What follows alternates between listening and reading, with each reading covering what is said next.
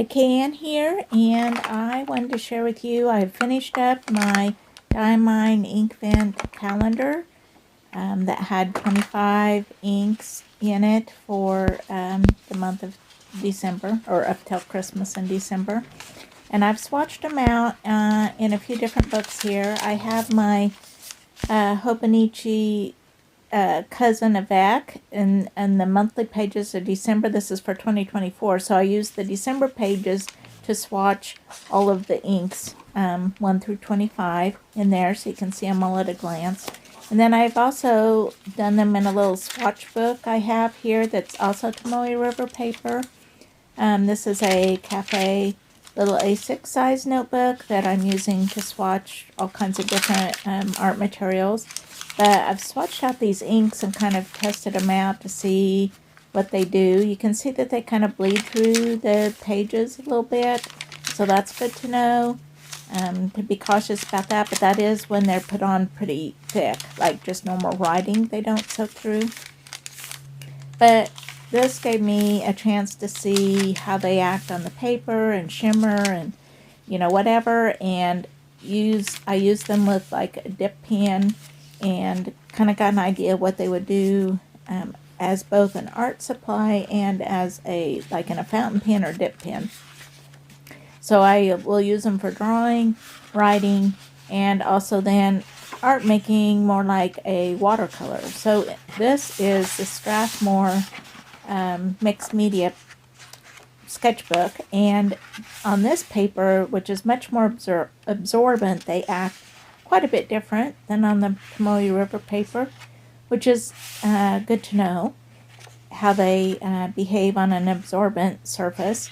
So each of the inks each day, I swatched them out in this book also and tried mixing them with like whatever previous colors I had already opened. I would try, you know, picking some of those to mix them with. So the little +2, +6, +3, that was which day ink I mixed that color with, just to kind of see how they behave together and how they would work as an art supply, more specifically. So I tried applying them different ways, onto wet, onto dry, tried mixing them off the paper and on the paper, tried dropping in or dotting in inks onto wet and dry and see what they did. I tried seeing what color mixes I liked.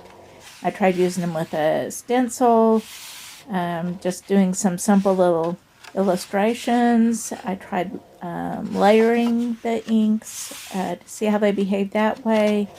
So I just kind of tried them. I even tried them with mixing some alcohol to make them into like an alcohol ink. So I really tried out a bunch of different ways to use these inks. These, you can see at the bottom of this page, is where the alcohol soaked through the page. I also tried on a little scrap of Yupo paper there that's just taped into the book.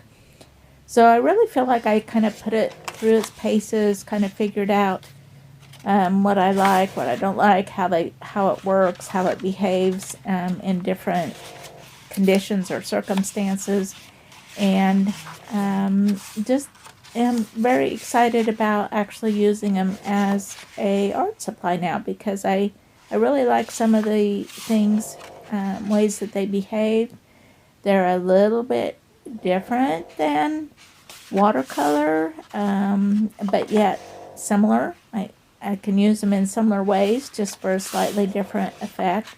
I really like how how they kind of shadow and give some interesting textures. Sometimes the colors kind of separate out, and sometimes it's interesting how they combine together. A lot of these had some shimmer and glitter in them, which is a little bit different than at least the watercolors that I have. So I am excited about trying these out as an art supply.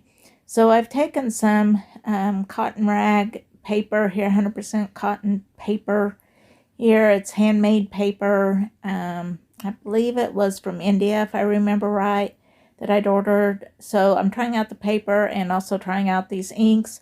So I wet the whole surface, sprayed down the surface. This is very absorbent paper, so it really holds the water and stays wet while I'm working with it, which is kind of nice. And I'm just laying down a bunch of different colors here. I'm using a green and Fortune's Gold, and there was a Buck's Fizz was one of my favorites, and then I can't remember. I'll try to list down below the colors that I used, but I just kind of made this overall surface and let it dry. So I'm back now with the dry paper, and now I have my little palette here, and I'm actually putting some using it to put the inks in, just like I would some paint. And I am going to do some negative space painting. So I am using the inks to paint around. I'm making kind of a foliage or leaf design on my page. So this colorful background will become the foliage. So you can see that I'm actually painting the negative spaces around the leaves. I'm really liking how this absorbent paper behaves with it. I'm keeping it fairly transparent so that you still get some of that color variation showing through. And this is actually a mix of a couple inks that I'm using here. The Weeping Willow was one of the colors that I really liked in this Inkvent set, and I will probably be purchasing a large bottle of that whenever that is available.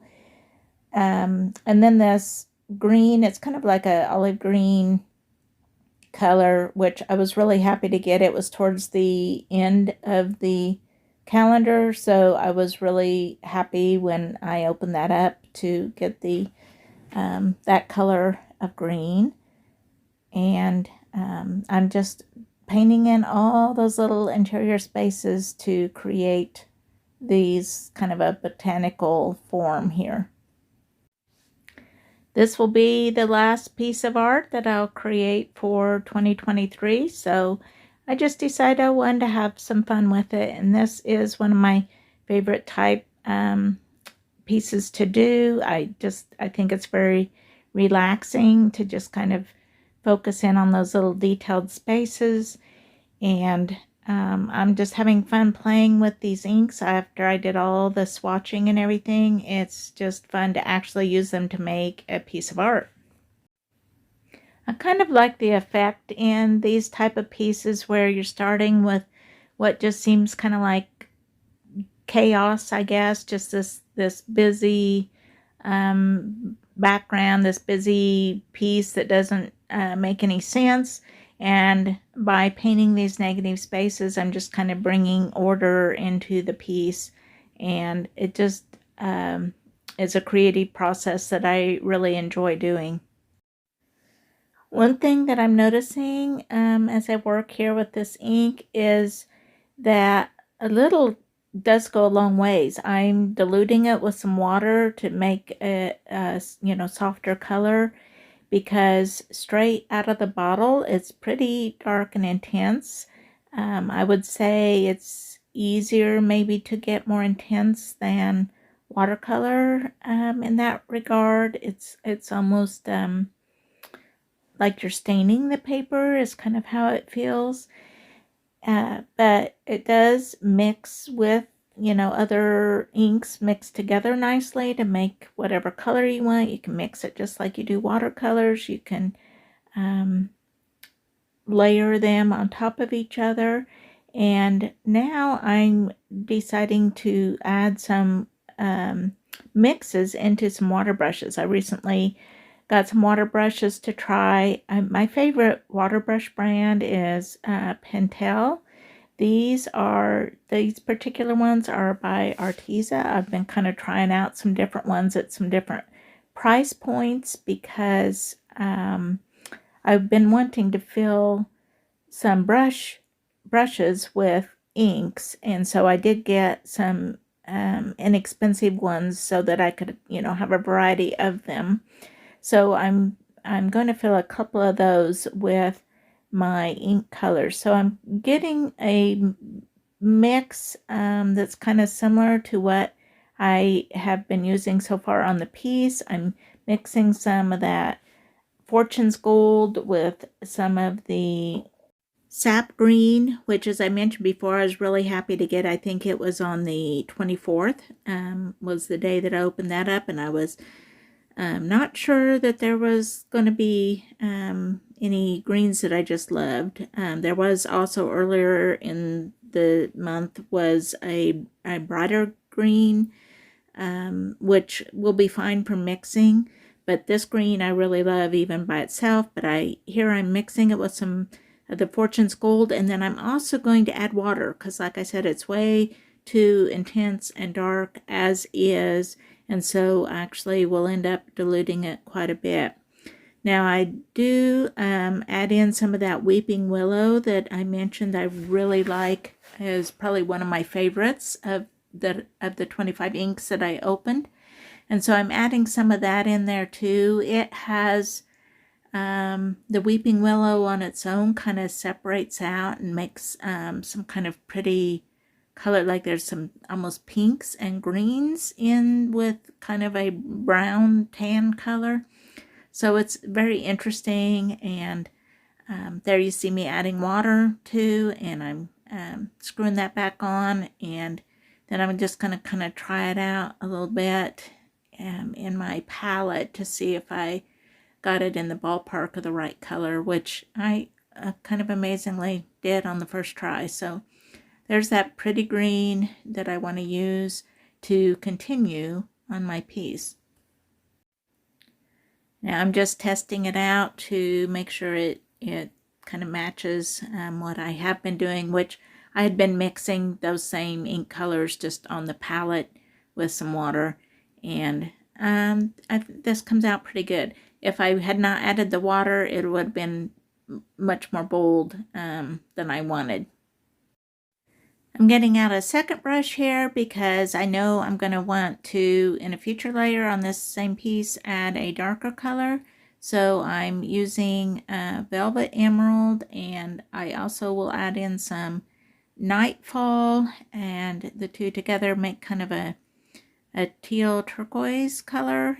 Also dilute it quite a bit with some water because that Nightfall is a very, very intense dark ink. So I actually have to add a fair amount of water to dilute it down. See, I spilled that one little drop, and it really is intense on my little tissue that I'm using to wipe it up, as you can see there. So I think that is one thing difference with watercolor. You're kind of working to make it darker, and with these fountain pen inks, I feel like I'm kind of working to make it lighter, if that makes any sense. That's one way difference in how you approach using the two. Another difference is that these can contain, like, you have to shake them up, and they can contain some other little particles in them, like some shimmer. These have some shimmer. If I don't want to include the shimmer, I just simply don't shake the bottle up before I use it. So if you did not add water, these would be very strong and intense, because even adding some water, this color is very dark. I'm giving this second ink color a little test and seeing how I like it, and it is kind of a nice teal green type color. I decided it's a little on the bright side though, so I do pull out, I have some dusted Truffle ink, which I believe was a 2022 Diamine Inkvent Calendar color. And so I do choose to add some of it to this ink as well to kind of tone it down. One of the things that I tried out when I was swatching the inks was how the ink would mix with watercolor, so that I could use an ink to adjust a watercolor color, and they did mix very nicely together. So even though I didn't use any watercolor on this piece, I made it entirely with inks. It is good to know that I can kind of mix and match and use those together and that they do play nicely together. So I've skipped ahead quite a bit into a second layer of negative spaces using that darker, that second pen color or mix that I put into a brush pen to do yet another layer of negative spaces. And I really enjoy the kind of challenge and complexity of adding multiple layers of negative spaces or of painting into this. And I think as I get to this darker color, it just makes it pop even more. So you can see that I'm adding kind of some background foliage by doing this. So lots of fun. A little bit of detail work. These brush pens work really nicely for it. And one thing I like about the brush pens is the part of this I did actually away from my desk. I could work on it while I was watching a movie. You know, I can take it. It's more portable, I guess, using these brush pens than having an open bottle of ink. Always makes me a little nervous. So I do like the ease and convenience of the brush pens. So there I have coming down to the last stretch here. I just had this little bit more to do here at the bottom. And then I am going to actually add a third layer. So here's the completed first and second layer of negative painting, and now I'm actually going to do some positive painting using the Nightfall ink, just that ink mixed with a little water, but it'll be a much darker shade, as you will see. I'm adding some to my palette, and then I will be able to dilute it with water as I need to, and just brush in some background foliage to finish up the piece. For this layer, I'm simply painting in some leaves here and there, as well as some like kind of viney areas. So it's kind of subtle and a little bit hard to see in the video, but it does just add more depth and more contrast, which helps the front layer pop even more. I think maybe here is where the ink really shines, because while you can get watercolor very dark for sure, it just is very natural, because this is very dark even using it diluted with water. So you just get an intensity maybe with the inks. So far, this is the first art piece that I've made using just fountain pen ink. So I'm just very mindful of, you know, kind of comparing of what the difference are. I use all kinds of different media. Typically, I use watercolor, I use acrylic ink, I use acrylic gouache a lot. But I think that fountain pen ink will certainly join my lineup as kind of one of my go-to mediums. I do like the color options that come in these. I like how they mix together. There's just a lot of things to really love about using these inks. So all in all, I'm very pleased with my purchase and what I had hoped these inks would be able to do. So thanks so much for watching, and let me know if you've used fountain pen inks for an art supply. See you next time.